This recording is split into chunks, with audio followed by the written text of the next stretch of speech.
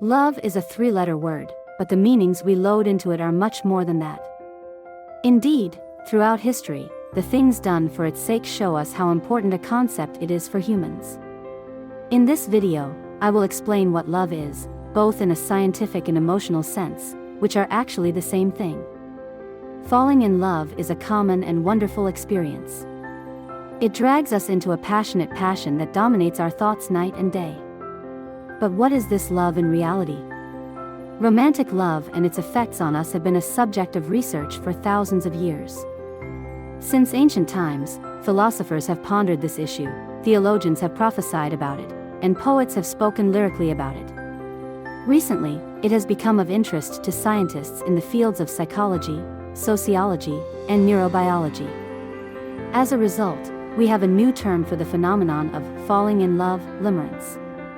For most people, limerence is experienced very strongly at the beginning of a relationship and is associated with emotional attachment and strong sexual attraction.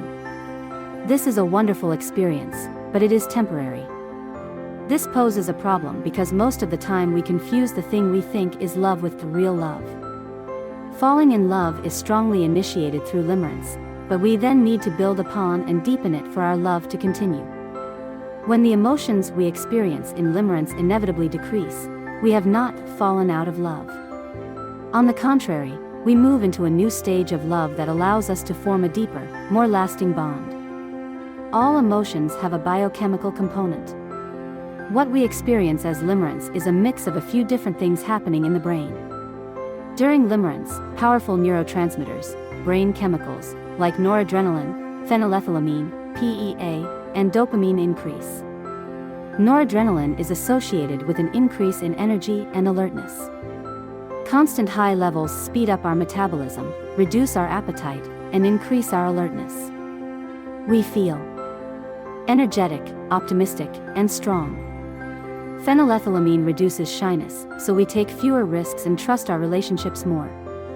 Dopamine is associated with addiction pathways in the brain, and limerence shares many features with addiction behaviors. In this case, we become addicted to our lover. We desire to spend more time with him or her and miss him or her when we are separated.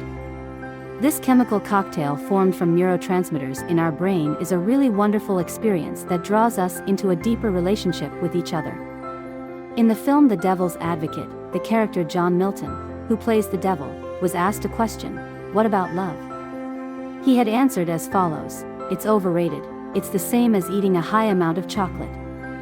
This is actually scientifically correct, but should we look at the matter like this? After all, everything, all our emotions are formed as a result of liquids flowing here and there in the brain, data transfers, chemical reactions, but we are not creatures that look at everything with pure rationality. Or rather, not all of us are. Because some people see this when they say heart, and some see this. The question of why we fall in love is an age-old question that people have been thinking about for thousands of years while watching campfires or writing poetry. Where does love come from? How does it work? Why does love so fully and stubbornly settle in our minds, hearts, and souls? How can it penetrate every aspect of human imagination? Does love change our brain?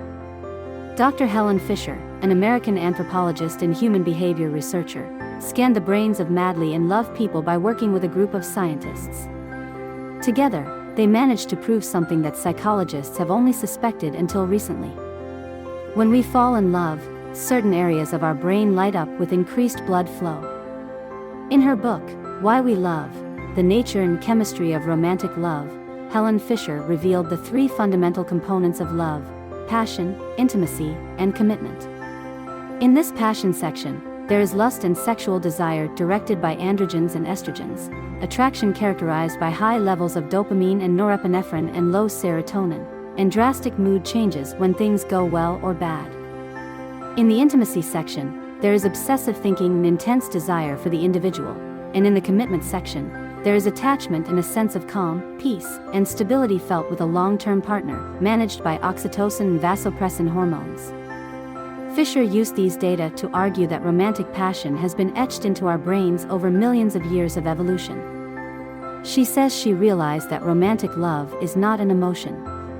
Instead, It is an impulse that comes from the motor part of the mind, the wanting and desiring part. The same region of our brain is at work when we reach for chocolate or get a promotion at work. Essentially, when we fall in love, she concludes in her book that it is as strong an urge as hunger. Helen Elizabeth Fisher is an American anthropologist, human behavior researcher, and personal development writer. She is a leading expert on the biology of love and attraction.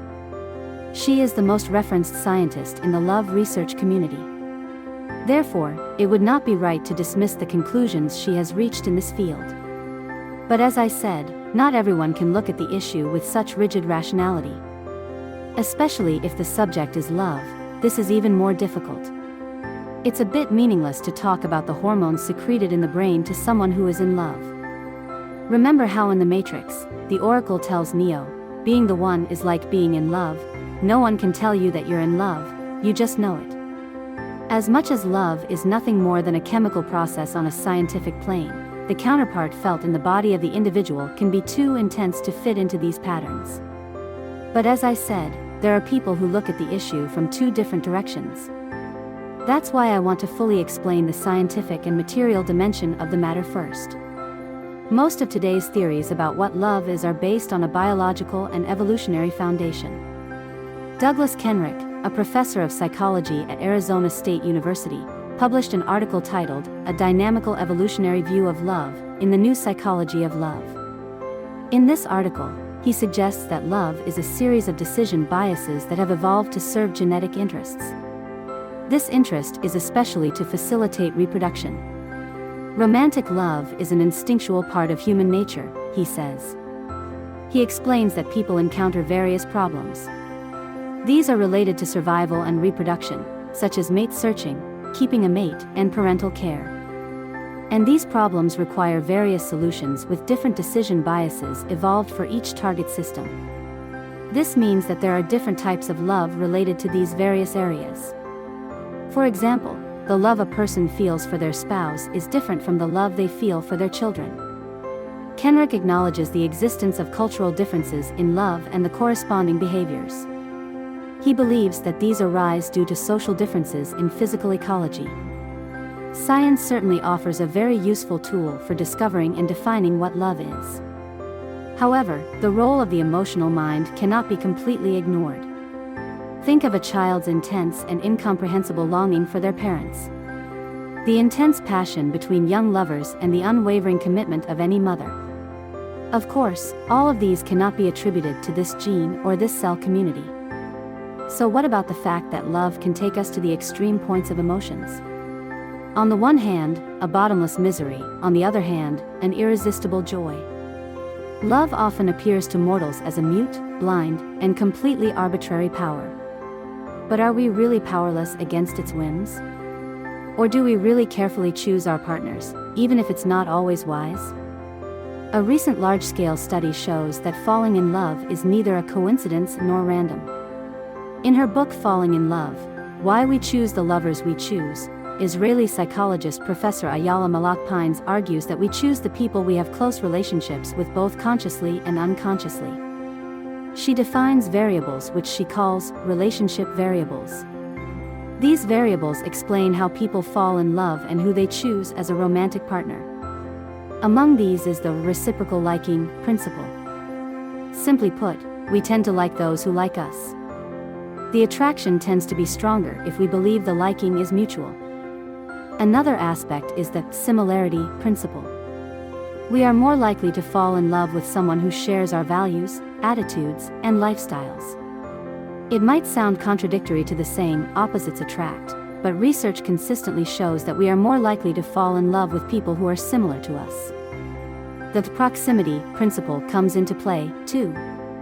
We are more likely to fall in love with people we frequently interact with or those who live or work near us. The more we see someone, the more likely we are to fall for them. Lastly, she talks about the readiness principle. This principle states that we are more likely to fall in love if we are at a point in our lives where we feel ready to be in a relationship. Despite all these principles and variables, falling in love is still a deeply personal and individual experience. Each person's experience of love will be unique, shaped by their own personalities, experiences, and situations. Love is a complex and multifaceted emotion that involves many different elements, from biology and psychology to culture and personal history. As much as science can explain some aspects of love, it cannot capture its entirety. The beauty of love lies in its complexity and the mystery that surrounds it. As we continue to study and understand love, we may be able to gain a better understanding of this most profound of human emotions. But, at the same time, the mystery of love, its unpredictability, and its capacity to inspire and transform, is what makes it such a powerful and captivating experience. When we see someone we are interested in, we also secrete pheromones that trigger a social reaction in members of the same species. Even being around someone whose scent is similar to ours or whose scent we describe as pleasant can trigger the release of another, happiness hormone, called dopamine. As in scent, tasting something we like also triggers the release of dopamine. Interestingly, it has been found that after eating something sweet, for which we naturally have a liking, our likelihood of being interested in someone increases. Our sense of hearing also plays a role in our love life. We deepen our bonds with them when we talk to our loved ones and even listen to music together. The point is that we don't fall in love all at once. Instead, this is a gradual physical process. When we are first attracted to someone, testosterone and estrogen guide our feelings of desire or lust, making us tense and excited when we see them. Eventually, we may start to feel an attraction towards that person. People describe this as being love-struck or drunk with love. Indeed, attraction can lead to feelings of euphoria. At this stage, our body secretes dopamine, adrenaline, and norepinephrine, which leads to an overall increase in joy, excitement, alertness, arousal, and attention. Finally, we establish a strong emotional bond with the people we love. As our connection becomes closer and more intense, we secrete more oxytocin and vasopressin. Vasopressin is a hormone that is secreted during sex and plays a vital role in attachment and bonding. There's a reason we talk about good chemistry when discussing our connections with our romantic partners. Various hormones, chemicals, and neurotransmitters are responsible for our increased romantic/sexual feelings. As these hormone levels in the body increase, we start to realize that we are physically attracted to the person in front of us. Of course, desire or lust can occur independently and without leading to love. When we start to be affected by someone, the reward centers in our brain start firing, and dopamine, norepinephrine, and serotonin start to be secreted. Just physically being close to them can trigger the release of dopamine, making us feel rewarded. The feelings of dizziness and euphoria are thanks to norepinephrine. We can thank norepinephrine when our heartbeats quicken and our palms sweat. It is even responsible for the sleepless nights and loss of appetite we experience when we first fall in love. Of course, for any relationship to last, the involved parties eventually need to move beyond the stage of desire and attraction. As partners bond and bond more deeply, their bodies secrete oxytocin and vasopressin to strengthen their commitments. Interestingly, we secrete these hormones not only in response to romantic feelings but also for all kinds of love. Oxytocin, also known as the cuddle hormone, is secreted during childbirth and breastfeeding, and when we spend time with our non-romantic loved ones, supports the release of extra serotonin and reminds us why we love them.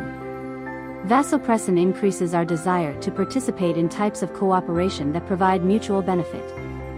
Although scientists have a good understanding of hormones and their relationship with love, we may never fully understand the science of love. For example, science can't explain why we're attracted to the people we're attracted to, at least not yet. Even when we think we know what we want in a romantic partner, we don't always get attracted to someone who fits that description.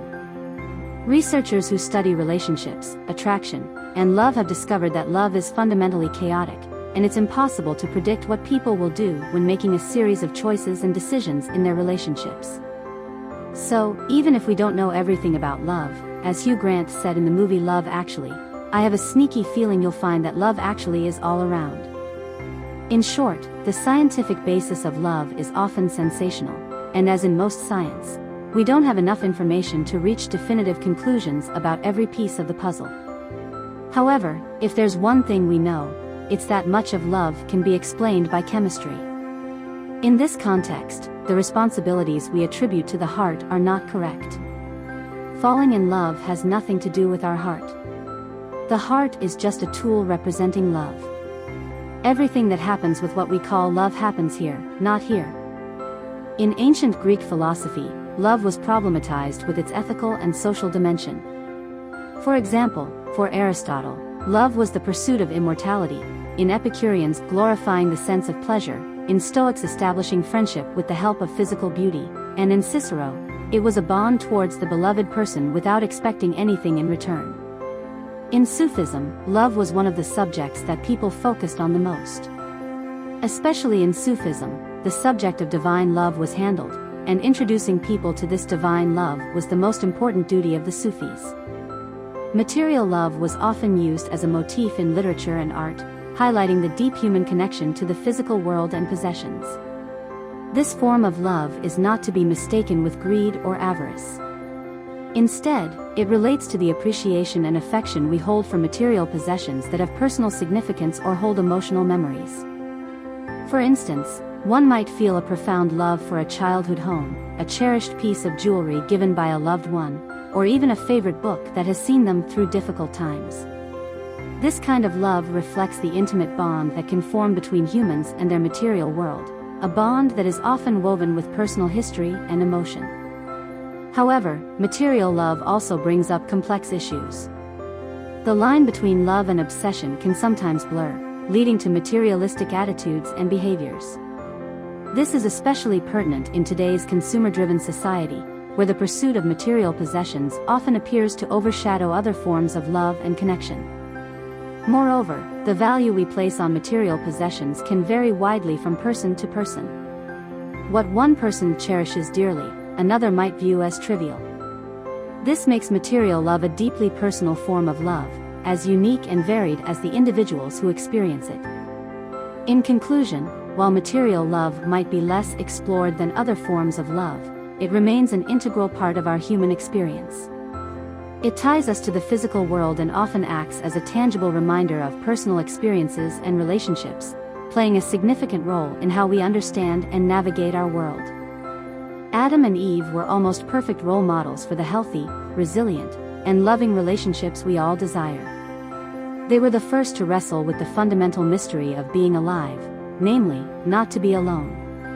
However, history has blamed them for bringing sin, lust, and even death into the world. So what can Adam and Eve teach us about love? Was this a love story or a Bible tale that defined gender roles for thousands of years? According to Bruce Feiler, author of the book, The First Love Story, Adam, Eve, and Us, it was a love story. In an interview, Feiler says, every great artist and creative thinker has grappled with this story. According to Feiler, their story had much to do with today. This topic alone is quite a long one. So, I might address this in a separate video. The weird thing about love is that, despite experiencing it in a deeply personal and seemingly instinctive way, it has a history.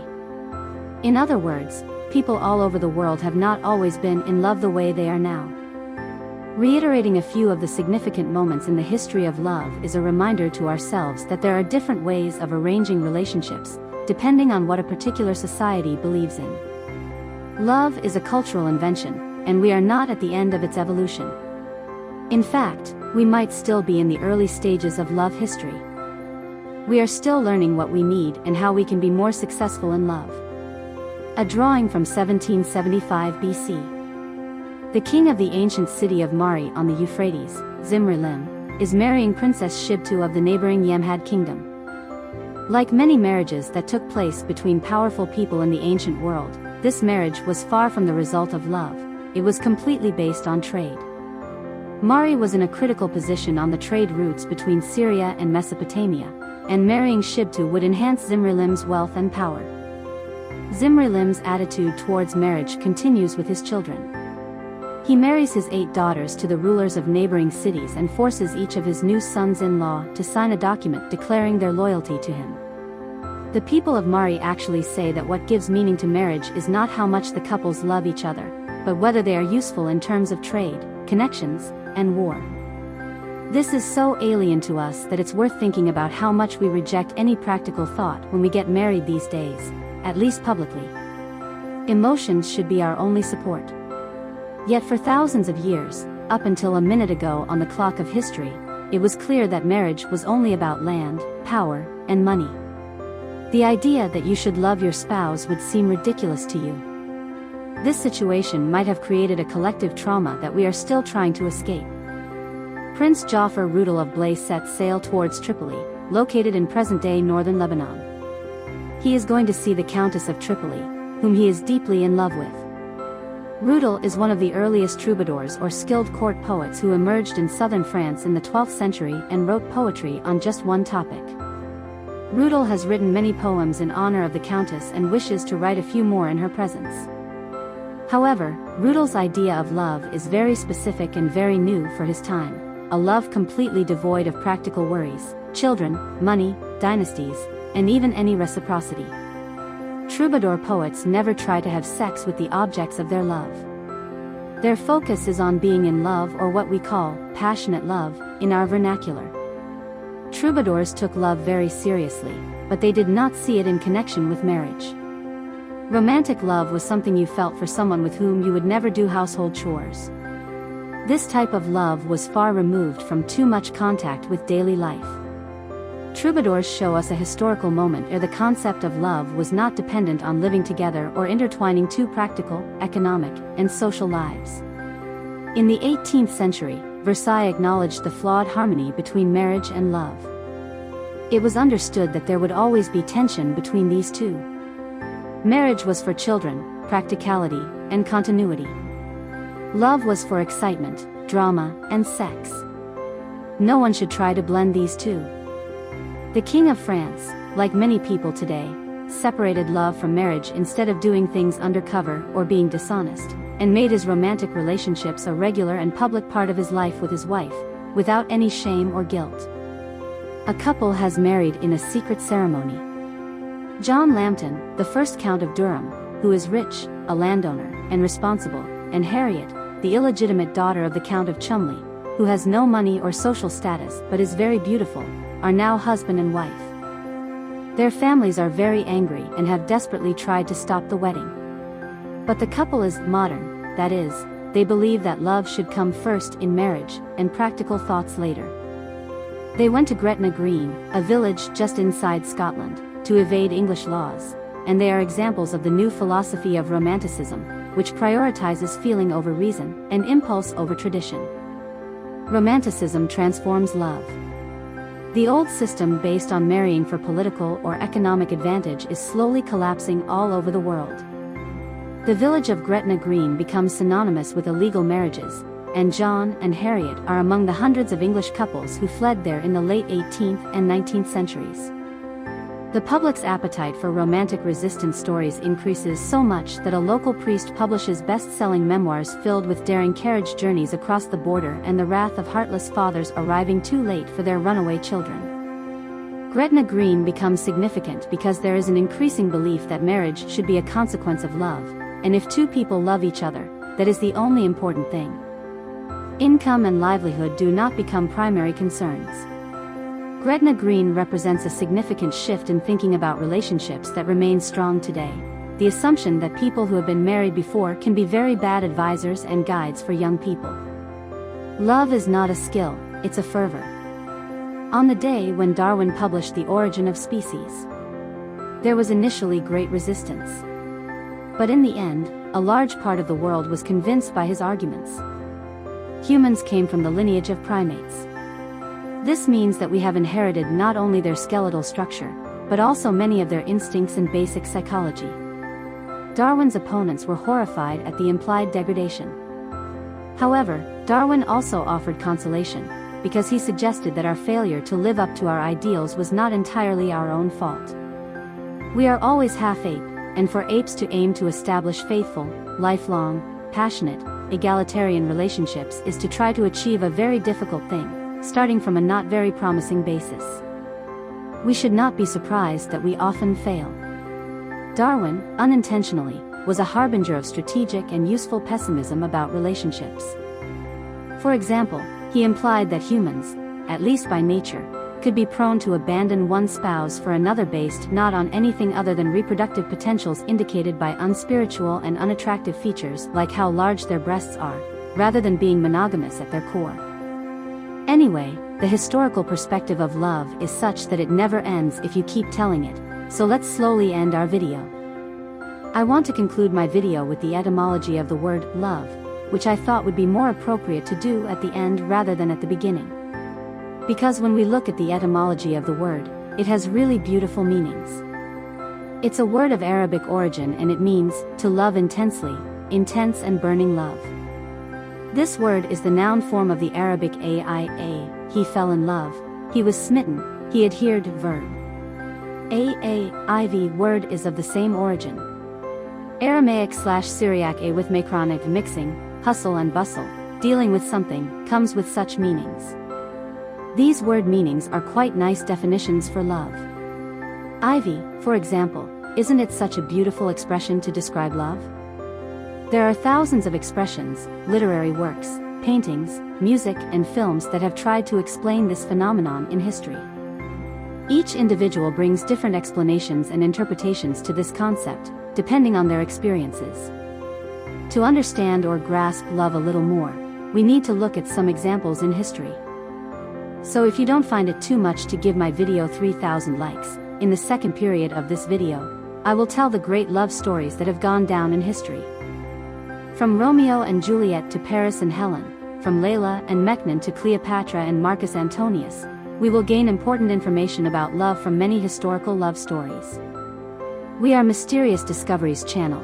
See you in my next video.